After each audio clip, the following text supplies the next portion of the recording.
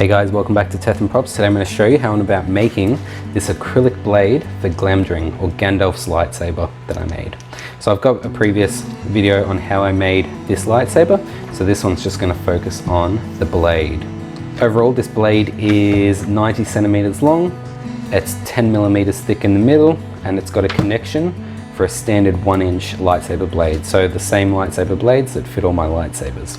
The light dispersion is okay on this one because it is a bit thicker up the end here. I think that kind of messes with the light distribution up the entire blade, so it means that it's really well lit down the bottom and up the end, but in the middle section here, not the best. So I think I have to try work on the design there a little bit, but for now it looks really cool, great display piece. So let's get to how I made this. So the part I need to start with is the acrylic blade that is being cut into the shape of Glamdring. So there's a little bit of a thinner section here, and then it expands out a little bit up to the point, and it's also got the bit of detail down the bottom here. So this is 10 millimeter acrylic which is being cut into that design. It's got the protective plastic on both sides, so that's why it looks wide at the moment. I also have a little bit of a tang here, so that will slot into the end of the lightsaber there. So we'll do a bit of work on that later. But I think the first thing we need to do is draw the outline of where we're going to bevel, and then we can start beveling it.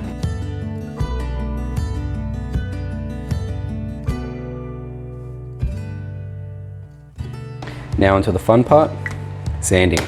So I'm going to do this outside of my belt sander. It's going to kick up a lot of dust, which means respirator, protective gear, do it outside, and just be safe. Don't inhale any of this acrylic dust because it's probably not good for your lungs. All right, let's get to it.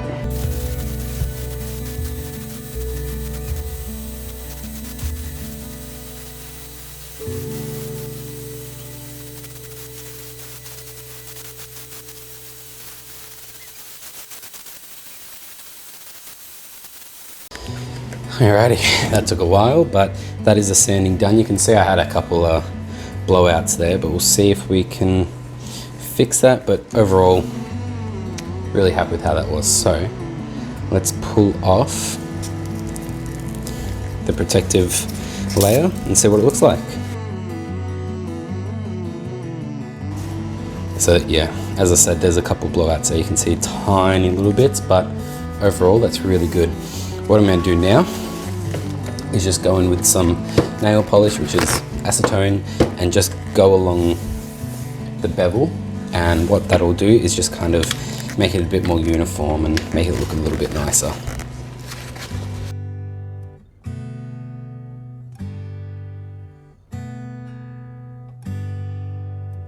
Next thing we need to do is start working on the tang here.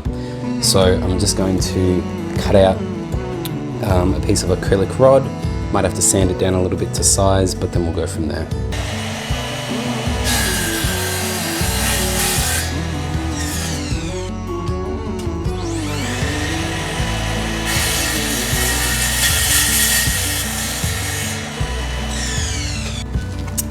So we have the blade finished, and we have the blade plug section, which I just finished by cutting it down on the drop saw and then using the drop saw to cut in a groove that fits pretty perfectly in there. So what I need to do now is just glue this together.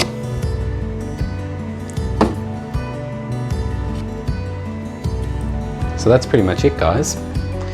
The lightsaber just slots in like that. It looks really cool when you light it up because it lights up the edges. Doesn't really do anything in the middle because it's clear perspex, so you really can't see it much at all, but it really lights up the beveled edges really coolly. But I'm going to do something even more with this one. So I've done some other blades like this, nothing special about it. Glamdring has no engravings or anything like that along it, so I can't really do anything extra there. But what I'm going to do is I'm going to tape off the bevels, and then I'm going to paint the rest of it. So where it's clear right now, I'm going to make that look like a sword blade, and I think it'll look really cool in the end. So let's see what it's like. First I've got to start off by taping off the beveled edges, and then we'll start painting. So I've painted the blade. You can see here I've taped up the edges. In order to get this tape to stick, I actually had to prime the whole thing first and then put the tape on. So when I take this tape off, there's going to be a layer of grey primer underneath. But what I did was I primed the whole thing in grey, taped off, put gloss black down, and then put silver down on top. So I've got that really good shine there. Looks really good on the blade. So now I can go ahead and pull off all the tape. So you can see there the grey primer on there. But what we'll do is we'll first try and get that off with a solvent. If that doesn't work, then we just got to go back and sand the bevel and get it back to shiny, not shiny, get it back to clear. So that'll work. And there we go, we have the center of the blade painted very nicely. Now it's time to try use a solvent to get rid of that, otherwise we'll go back and sand it. And there we go guys, that is the completed blade. Really happy with how it's turned out. I ended up redoing this section here a little bit, but same concept.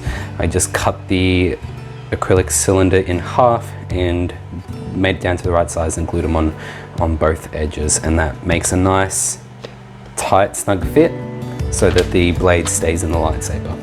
So when it's turned on, it looks really good. Really happy with how that looks.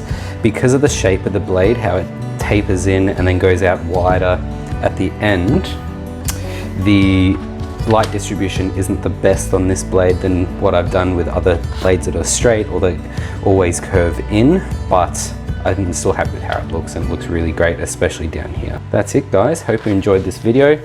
I'll be making a bunch more different blades, so stay tuned for those. Really happy with how these look. Really cool. Might start selling them, we'll see. Thank you very much guys for watching. Like, subscribe, and I'll see you on the next video. See you later.